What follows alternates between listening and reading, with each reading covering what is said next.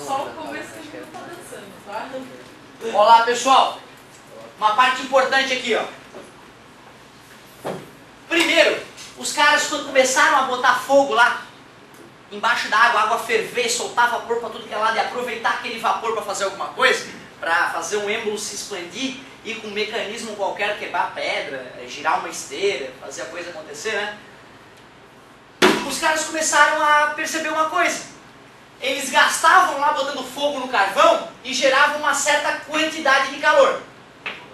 E aí parte desse calor se transformava em trabalho. Só que essa igualdade não existia. Eles percebiam que a energia que eles usavam para aquecer a água e gerar vapor era muito maior que a energia que se transformava em trabalho. Aí eles começaram a pensar, putz, para onde é que será que está indo essa energia? Pois é, inicialmente eles pensavam o seguinte, sim, está indo para o ambiente, mas através de que ela está indo para o ambiente, né? Eles percebiam que os gases que saíam do cilindro após ele ter se expandido carregavam com si um pouco da energia, não é isso? Aí eles pensaram, essa diferença de energia está indo para dentro do gás. Então eles chamaram isso de energia interna do gás. Ou seja, a energia ficou presa dentro do gás que foi aquecido. Para calcular essa energia que foi para dentro do gás, eu pego aquilo que eu gerei de quantidade de calor e diminuo aquilo que eu aproveitei. Essa diferença ficou presa dentro do gás. Aí eles chamavam de energia interna. Essa é a origem da ideia de energia interna.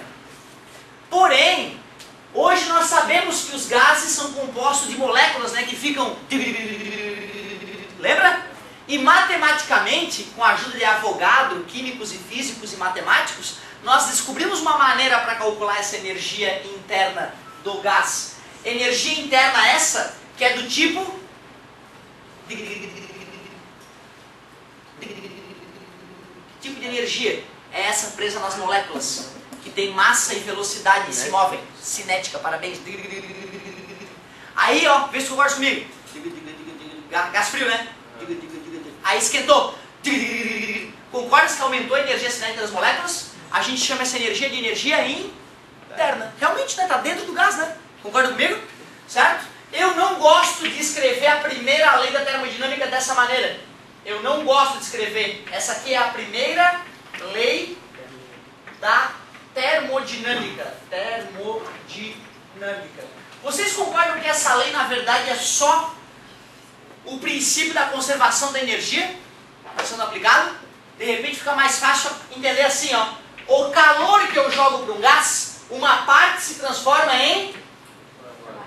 trabalho, ele vai trabalhar para a gente. Oba! Porém, uma parte desse calor fica presa na energia interna do gás. Ou mais precisamente na variação da energia interna do gás. Certo? Muito posteriormente disso já está sendo usado, é que físicos e matemáticos descobriram uma maneira de calcular a energia interna. 3 meios de nRT. É assim que se calcula a energia interna. Número de mols, constante universal dos gases perfeitos, sempre em Kelvin. Parabéns, é isso aí. Então, inicialmente, a ideia de energia interna veio para explicar a ausência de uma parcela da energia que eles não sabiam aparentemente para onde estava indo, logo perceberam que estava ficando dentro do gás. E estudos posteriores desenvolveram uma fórmula para calcular essa energia.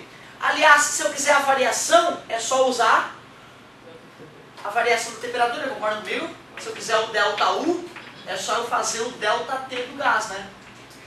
Isso aí fica mais prático do que calcular o final, o inicial e subtrair, né? Certo? Às vezes o cara ganha bastante tempo só usando esse bom senso. E cuidado, no vestibular eles não fornecem a de baixo, tá? Eles fornecem a de cima.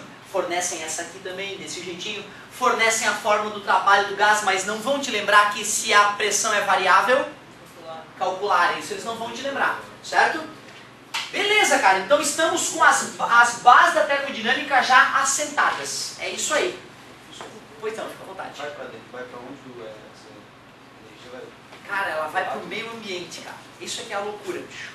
O mais louco, sabe o que é? É que toda maldita máquina que o ser humano usa e aquece, essa diferença de aquecimento vai para a atmosfera. E a atmosfera é composta de ar, e ar é um cara que esquenta e esfria muito rápido. Por isso que a gente acha que está tendo aquecimento global.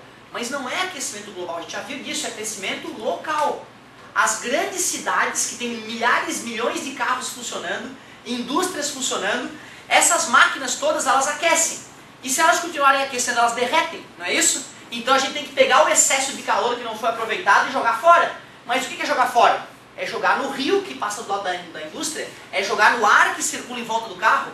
Então as grandes cidades estão sofrendo um aquecimento absurdo, mas não é global. Globalmente o planeta está esfriando, isso é fato, certo? Lógico, isso é uma coisa absolutamente sabida, tá gente? Toma cuidado. Até porque o que importa para a temperatura do planeta? Será que é a temperatura do ar ou a temperatura da água? A da água é muito mais importante, certo? Porque além do Czinho dela ser muito maior, né? Beleza? Ela tem um volume imenso, enquanto a atmosfera é uma casquinha fina no planeta, não é isso? Então cuidado, tá galera? Quando a gente fala em aquecimento, o correto é falar em aquecimento local.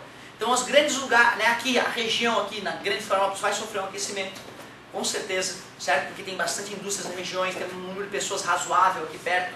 Comparado com uma região, de repente, mais no interior do estado, que não vai sofrer um aquecimento tão grande. A água dos oceanos, em média, está esfriando. A água de regiões próximas a grandes centros está aquecendo. Mas a água do oceano como um todo, em média, está caindo. Certo?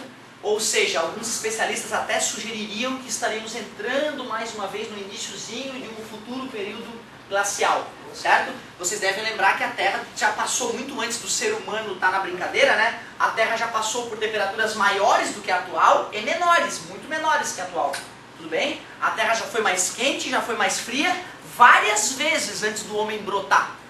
Inclusive, há especialistas que são muito categóricos. O homem não consegue variar a temperatura do planeta mesmo que ele quisesse.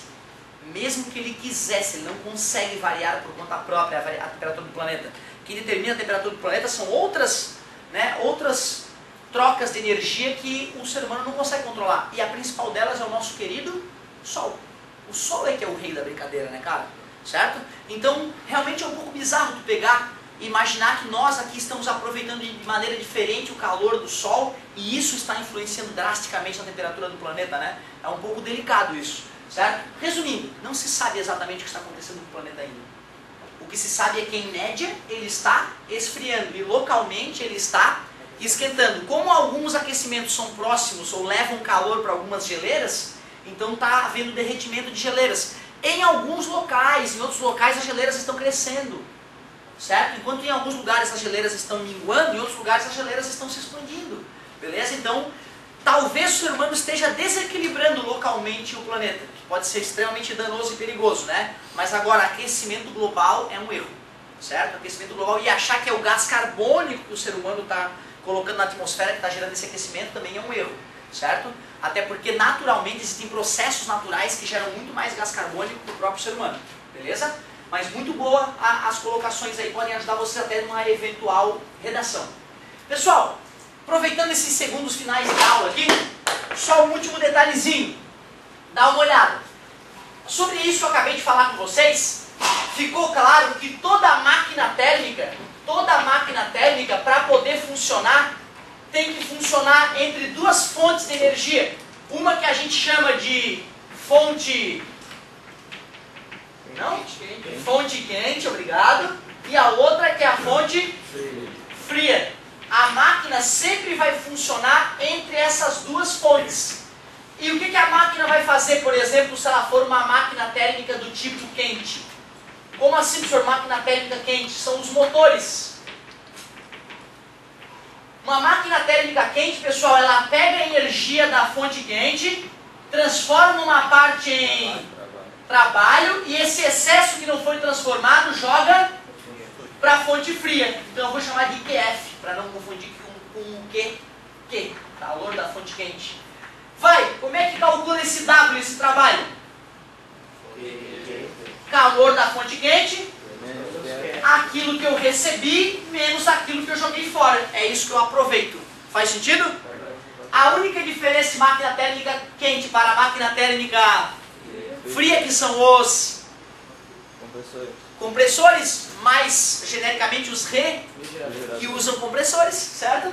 Aí a única diferença é que as setinhas são no sentido oposto. Eu roubo o calor da fonte fria a custas de trabalho, espremer o gás para arremessar esse calor para a fonte quente. Mas a máquina térmica fria, meu amigo, continua usando essa mesma regra, tá? Porque mudou o sinal de todo mundo, né?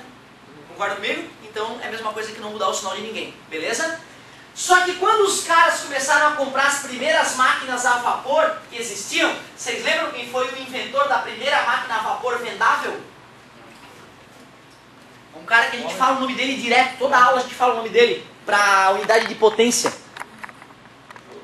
O Watt. O James Watt foi o primeiro cara que construiu uma máquina que dava de lá, Watt, eu quero uma, encomenda uma para mim.